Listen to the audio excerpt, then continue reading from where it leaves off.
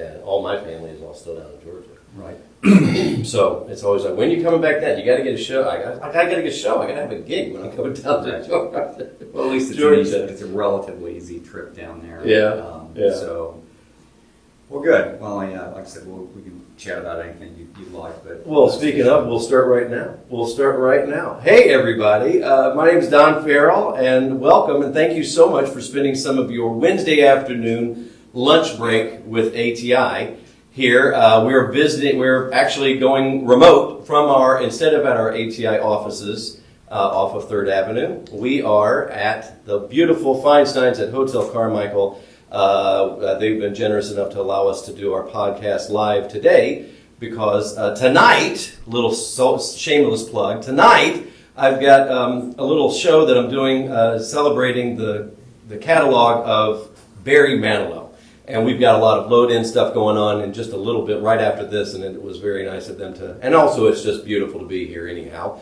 And our special guest today is Dr. Tim Hannon. We're thrilled to have him come and join us for our lunchbox. We're going to get to know a little bit more about Tim. I've been doing some research and also finding out we have a lot of things in common. We've been talking, we should have been going on air, 30 minutes ago when we just sat down and started talking. I was like, oh my gosh, this is amazing. The amount of, somewhat very, very comparable as far as life stories. So, first of all, I'll give you. So he's an anesthesiologist, nationally recognized thought leader.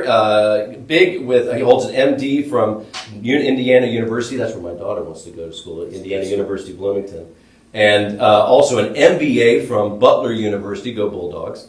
And a graduate certificate in patient safety from University of Illinois, Chicago. Lectured a lot of lectures, book chapters, written a lot of journals, and Navy flight surgeon. Oh my gosh, my uncle was in the Navy as well. That's something I was like, oh my gosh, that's amazing. Thank you so much for your service. My pleasure. He created the Strategic Healthcare Group. He's done so much. He knows so much about blood and the appropriate use of blood products and the clinical guideline implementation of that. And that was something I told you about offline real quick. My dad was a recipient of a double lung transplant. Thank you to the donor and the donor family. But that's so important. I'd love to talk to you about that. There's so many things about that. And then growing up in the military and seeing so much about the world and being able to, and that's the same thing with us as performers when we were living in New York City before coming here with Actors Theater of Indiana and really planting roots here in Carmel, getting to see how so many other different communities are, how they are able to take culture and make it an economic driver and the benefits that end up happening for the quality of life and such like that. So it's cool for us and from you, and also from your standpoint too. So tell everybody about a little bit more about you. I'm trying to get back into the story of what we were talking about before. Sure. I think you gave my introduction. So I'm an anesthesiologist. What made you get fascinated about medicine and anesthesiology? So I think medicine was I enjoyed sciences, in school. To be honest, a lot of it is, you get good grades, so you should probably be a doctor or a lawyer or something like that. But like the biological sciences, one thing, I don't know if it's unusual, but I think the stereotypical thing is, your mom or dad are a physician, so you become a physician.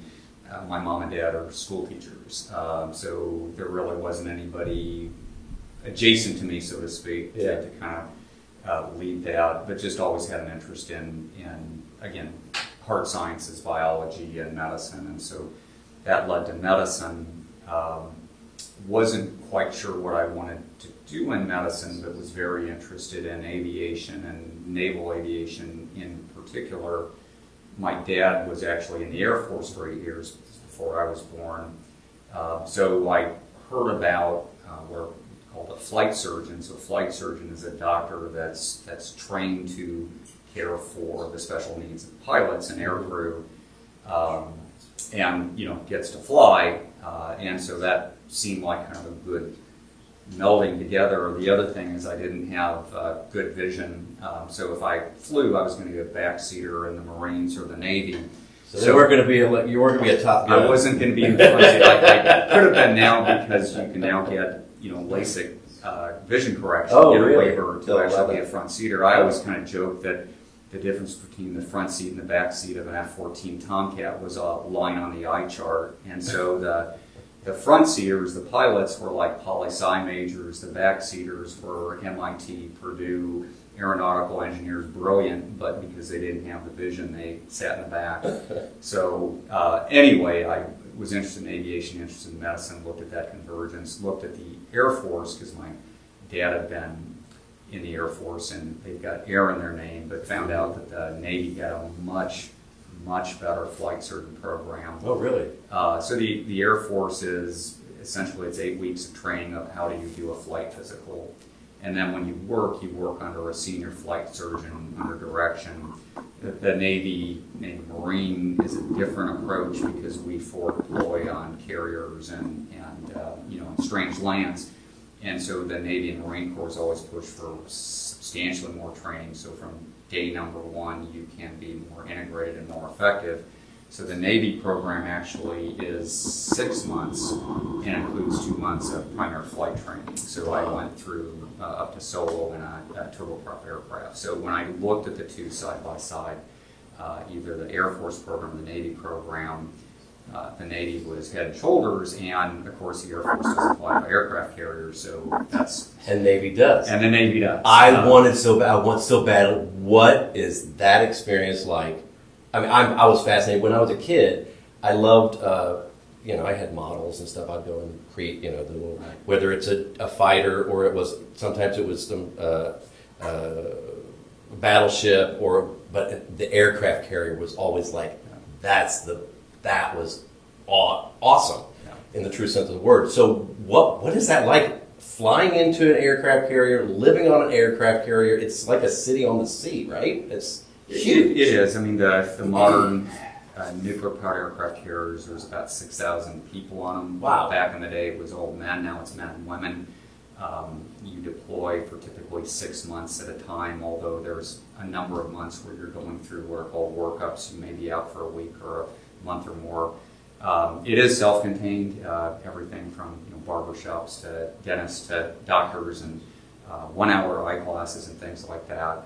It's all self-contained, but it's all mission-driven because the purpose of everybody on that ship is to put a combat-ready aircraft off the front end day and night, 24 hours a day. So although there's a lot of people, they all work for one single mission, which is, again, putting combat-capable aircraft off the front end. So exciting. I also kind of joke, though, you forget about the long days at sea. I mean, every day is a Monday because literally the routine is the same every single day. The men and women out there are working, 24 hours a day, often in sort of split shifts, doing a really incredible job.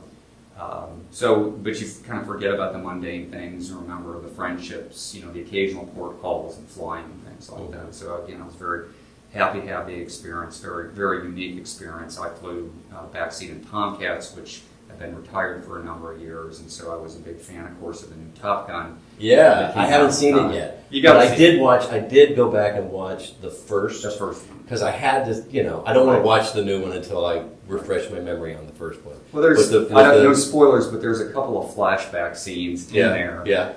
So that, the original Top Gun, and I, started my aviation career shortly after Top Gun. Oh, so this is like great for you. Yeah, right, yeah. and then this one is all about F-18s, and so, I mentioned that I didn't have a mom or dad was a doctor, so I'm a doctor, so my oldest son is a doctor. He's also in the Navy. He flew F-18s as a flight surgeon, and now he's training to be an anesthesiologist, so he's going down that pathway. So how about that? That's got to make you feel kind of good, right? It passing down the... It does, but with all sincerity, and I think he'd back me up, and my wife would back me up at every point where he said, I'm thinking about going into medicine, I would say, don't do it for me. Think about going to the Navy. Yeah.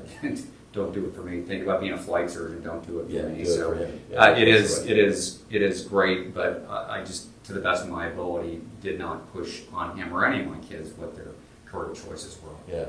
And you were talking about your other, with Sweetwater, Right. and the musician. You've got a good bit of music in your background as well. Did you play an instrument or two? Well, Right? I used to. So I went to school in Rensselaer, Central Go Bombers. Yeah. So I was in concert band, jazz band, marching band, and actually was voted, it's embarrassing to say now, I was voted most musical because I didn't really stay that track, although I did play in the jazz bands in college, but haven't picked up an instrument in a while.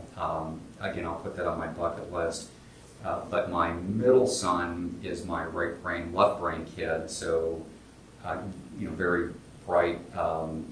Went to Carmel High School, and we talked a little bit before this started about the wonderful things about Carmel, and I think the schools are what attracted us and attract most people, frankly.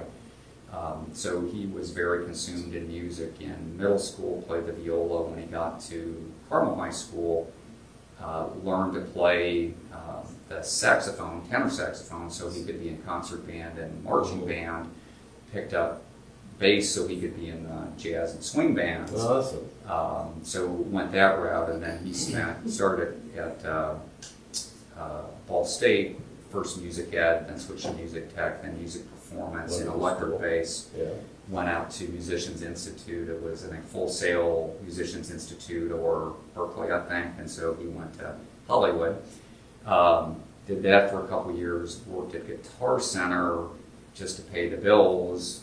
Position opened up at Guitar Center Corporate, which is in Thousand Oaks, as an assistant buyer. And what I forgot is he worked for me in my previous company for a couple of years as an analyst, because he's a spreadsheet wonky sort of a kid.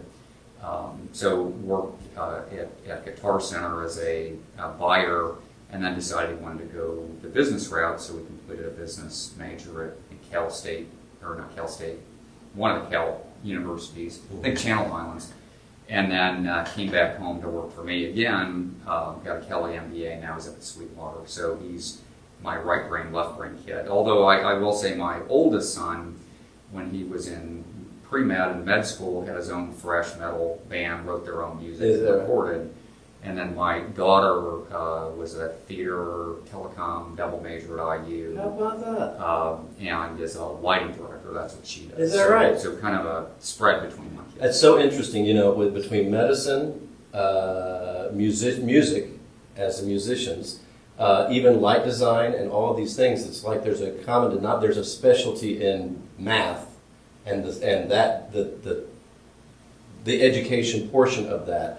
How the brain works, and a lot of musicians are extremely good. They were good in whether it's algebra or calculus or any of that, and because it's all about math, the science of the music theory and all of so much of that. I'm a little bit more on the other side of the brain, I think. Right. Well, and again, my musical son could probably tell you the theory about math and music and attraction, but as I said, my kids are. A mix, of course, of my wife and I. And how did you meet your wife? So when I was in Evansville, I took a summer job. Did a lot of summer jobs between high school, pre-med, and med school, right? And had a summer job at Mead Johnson, which is a baby food factory in Evansville. I think Bristol Myers Squibb bought them. So I was just one of 10 or 15 of us that were hired for summer work, and she had just finished an associate's degree at Murray State, and we just happened to be working there and hit it off. So we met at a baby food factory. Well, how about that? And she's from Evansville, and all her family's from Evansville. Yeah, Evansville, great Philharmonic there. I've done Alfred Savia, music director there. I don't know if he's still music director there, but Al, if you're seeing, hi Al. I've done some concerts with him with the ISO and with Evansville Philharmonic. Beautiful, wonderful city. It's a river nightlife there in Evansville. It's a nice town. I mean, for me to go from Rensselaer, a town of 5,000, to Evansville, which is 120,000, it was the big city. Big city, yeah. It was the big city. After having moved around and been a lot of other places, Indianapolis and then both coasts, seems smaller now, but at the time to go from Rensselaer to Evansville, where I went to University of Evansville, was a big deal. Again, nice town. The middle son, who's now moving up to Fort Wayne, I think very similar to Evansville. I mean, it's a regional hub because there's not a lot around in that part of Indiana, Michigan, and Illinois. So it has a lot of things going for it as well too. Yeah, Dr. Tim Hannon, our guest today, he's also on the City Council of the City of Carmel, as City Councilman at Large, and really appreciate everything that you and the council do for our community. It's a beautiful community, and it's great. I mean, Actors Theater of Indiana is so honored to just play a small part in the success of this city, and I know it's a lot of work that what you and your colleagues do. You guys deal with so many complex issues all the time. Not to talk about politics, I just wanted to talk about how much we appreciate all of the hard work that you guys do for so many hours to go in beyond behind the scenes.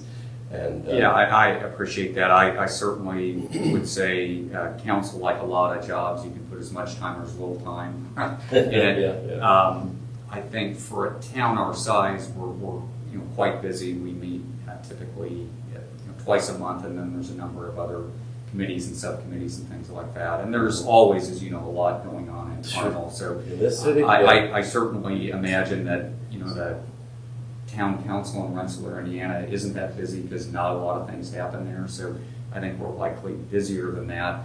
But we're also blessed to have lots of resources and really a wonderful population of highly educated, highly engaged people in the town, which makes our job easier, makes the police's job easier, fire department's job easier as well. And what was it that drew you to Carmel? I think you mentioned about schools earlier, the quality of the schools were really important to you. And obviously your kids have been able to take that and just run with that right down the field. So we, again, in the Navy, we were stationed in San Diego, Pensacola, Virginia Beach, Tucson River, Maryland, back to San Diego.